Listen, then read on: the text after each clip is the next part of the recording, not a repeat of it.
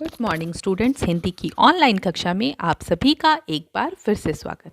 बच्चों, आज हम अपनी पाठ्य पुस्तक गुलमोहर के पाठ 11 मेहनत का फल इस पाठ को पढ़ेंगे। इस पाठ का वाचन करेंगे। इस पाठ का वाचन करने के साथ साथ हम क्या करेंगे? इस पाठ के वाचन के साथ साथ हम लोग इस पाठ के कठिन शब्दों का भी अभ्यास करेंगे। यानी कि इस पाठ के कठिन शब्दों को उच्चारण के साथ पढ़ेंगे और फिर अपनी कॉपी में 3-3 बार शुद्ध शुद्ध लिखते हैं। वही कार्य करना है। इस पाठ का सारांश आपने पिछली वीडियो में देखा है, सुना है। इस पाठ में क्या है, मेहनत करने से क्या लाभ होता है, मेहनत क्यों महत्वपूर्ण है। तो यह इस पाठ में हमें सीख मिली। और एक और सीख मिली थी, पता है क्या? यह सीख मिली हमें कि कोई भी कार्य हो, चाहे वह बड़ा हो या छोटा, कार्य कभी छोटा, कितना भी छोटा हो या बड़ा, कभी भी वह कार्य छोटा नहीं समझा जाता। या किसी भी कार्य को हमें छोटा नहीं समझना चाहिए। हम कोई भी कार्य करें और उसे अगर पूरी लगन और निष्ठा के साथ करें तो हमें सफलता मिलेगी। और जब हमें सफलता मिलती है तो वह कार्य छोटा नहीं रह जाता। जिस प्रकार इस पाठ में जूते की मरम्मत से शुरू होकर बड़ी बड़ी फैक्ट्रियों तक ये हमारे बाटा जी, क्या नाम था, थॉमस जे बाटा, ये कैसे पहुंचे? एक छोटी सी मरम्मत की दुकान से लेकर अपने पिताजी से सीखी मरम्मत करनी जूतों की, और एक बड़ी बड़ी फैक्ट्रीज, अपने ही शहर तक नहीं, अपने ही देश तक नहीं, विदेशों तक पहुंच गए और आज हम सबके घरों तक पहुंच गए। तो इस पाठ से हमें यह भी सीख मिली कि हमें काम छोटा और बड़ा नहीं समझना चाहिए। हमें काम को पूरी निष्ठा और लगन के साथ करना चाहिए और तब सफलता हमारे कदम चूमेगी। तो चलिए हम इस पाठ का वाचन आरंभ करें, कठिन शब्दों को जानें, कठिन शब्दों का उच्चारण करें और अपनी कॉपी में शुद्ध शुद्ध लिखें। पाठ 11 मेहनत का फल। किसी काम को यदि समर्पित भाव से किया जाए तो सफलता कदम चूमती है और वह व्यक्ति शिखर पर पहुंच जाता है। किसी काम को यदि समर्पित भाव से, मतलब लगन के साथ, पूरी निष्ठा के साथ खुद को समर्पित करके किया जाए तो सफलता कदम चूमती है और व्यक्ति शिखर पर पहुंच जाता है। समर्पित। रिलायंस कंपनी के संस्थापक धीरू भाई अंबानी, एसएल ग्रुप के संस्थापक सुभाष चंद्रा इसके ज्वलंत उदाहरण हैं, जिन्होंने निचले स्तर से काम शुरू करके शीर्ष मुकाम हासिल किया। रिलायंस कंपनी। संस्थापक एसएल ग्रुप।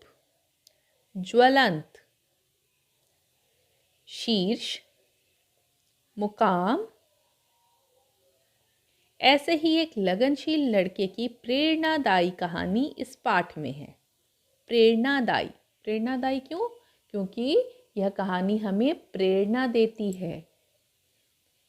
इससे हमें सीख मिलती है कि हमें अपने काम को करने के लिए पूरी लगन, पूरी निष्ठा लगा देनी चाहिए, ताकि हम अपने मेहनत के दम पर अपनी मंजिल को पा सकें। बात पुरानी है। एक दिन एक छोटा सा बालक छुट्टी के दिन अपने पिताजी के साथ काम पर उनकी मदद करने गया।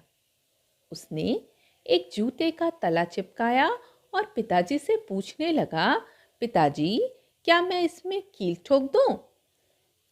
पिताजी ने हाथ में चमड़ा पकड़ते हुए जवाब दिया, नहीं बेटा, इतनी जल्दी नहीं, पहले इसे सूखकर चिपक जाने दो। जल्दबाजी करने से जूते का तला 2-4 दिनों में ही फिर से अलग हो जाएगा। जो काम करो ढंग से करो, अच्छा करो और पूरी लगन से करो, जल्दबाजी। इस तरह छुट्टी के दिन वह बालक अपने पिताजी के साथ जाता और लगन से काम सीखता। जब वह थोड़ा बड़ा हुआ तो उसने सड़क के किनारे एक पेड़ के नीचे काम के लिए जगह खोज ली। सड़क पर काफी लोगों का आना जाना होता था। वह लोगों के जूते पॉलिश करता तथा मरम्मत करता था। वह हर छोटा बड़ा काम पूरी लगन से करता। पॉलिश, मरम्मत। जो कोई उससे एक बार काम करवा लेता वह हमेशा के लिए उसका ग्राहक बन जाता। ग्राहक। धीरे धीरे उसके काम की प्रशंसा होने लगी। प्रशंसा। उसके पास काम बहुत था पर जगह की कमी थी, इसलिए उसे बहुत से लोगों को लौटा देना पड़ता था। बहुत से ग्राहक जो उसके पास आते थे अपने जूते ठीक करने या पॉलिश कराने या मरम्मत कराने, तो उसको वापस करना पड़ता था क्योंकि उसके पास उतना ज़्यादा जगह नहीं था जहाँ पे वो जूते रख सके। एक दोस्त ने उसे सलाह दी कि सामने बाजार में एक दुकान खाली है। उसने सलाह मानकर दुकान किराए पर ले ली। जूते रखने के लिए अब स्थान की कमी न रही। मदद के लिए उसने एक दो आदमी भी रख लिए। काम कितना भी ज्यादा क्यों ना हो, वह जल्दबाजी नहीं करता था। पिताजी की सीख को उसने जीवन का मूल मंत्र बना लिया था। मूल मंत्र, अपने जीवन का उद्देश्य, लक्ष्य, मूल मंत्र। वह जितना काम करता ढंग से करता था। एक दिन उसकी माँ ने सलाह दी, बेटा तुम नए जूते क्यों नहीं बनाते? तुम्हारे बनाए जूते मजबूत होंगे। तुम्हारा काम अच्छा है, लोग तुम्हारे बनाए जूते खुशी खुशी खरीद लेंगे। लड़के के मन में माँ की यह बात बैठ गई। अपनी थोड़ी सी जमा पूंजी से उसने वहीं दुकान पर छोटा सा कारखाना लगा लिया। पूंजी। उसकी लगन, ईमानदारी और मेहनत के कारण उसके जूतों की प्रसिद्धि बढ़ती गई। प्रसिद्धि, ईमानदारी।